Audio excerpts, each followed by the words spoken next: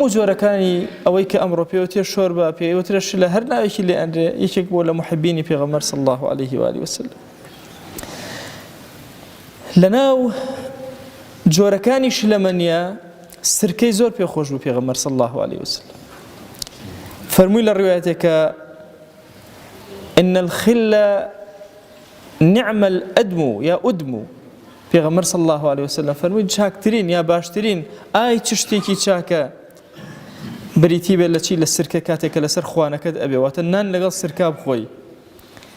علەما فەرموون ابن القیم ڕەزا و ڕەحمەتی خوای لێبێ لەم باسە ئەفەرمێ وەصفی مطلقی سرکە نییە، چونکە پێغەمبەر صلی الله عليه وسلم لەو مدەیە هەنێ جار کاڵەکی ئەخوار لەگەڵ نانە، هەنێ جار خورمای ئەخوار لەگەڵ نانە، هەنێ جاری سرکەی ئەخوار. فەرمووی لە هەمویان باشتر سرکەیە. ئەفەرمێەوە بە جزئیەت وتوێتی بە کولیەت نەیوتووە، بەڵام زۆرێکتر لە زانایان و شوڕاحی حەدیث فەرموویانە نا کولی کاتەکان ئەگرێتەوە کە پێغەمبەر صلی الله عليه وسلم سرکەی زۆر پێخۆش بوو.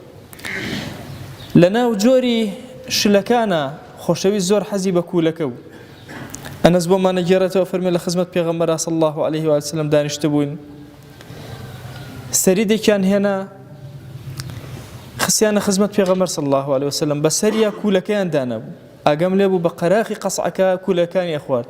ئەفەرمیش کەمە کوولەکانمە خسە بەردەسی بۆی پێغەمبەر صلی الله عليه وسلم لەوانە بخوا ئەم زانی حەزی لێیەتی. ئەفەرمێ فوالله لە دوای ئەوە هەموو کاتێ کوولەکەیان دانا پێغەمبەرم صلی الله عليه وسلم بیرەکەوتەوە زۆر حەزم لێ ئەکرد. دوو کەلیمە هاتووە سەبارەت بە کوولەکە لە فەرمایشتەکانە الدباء لەگەڵ قەرع، هەردووکی هەر ئەو معنای هەیە کە پێغەمبەر صلی الله عليه وسلم يحب الدباء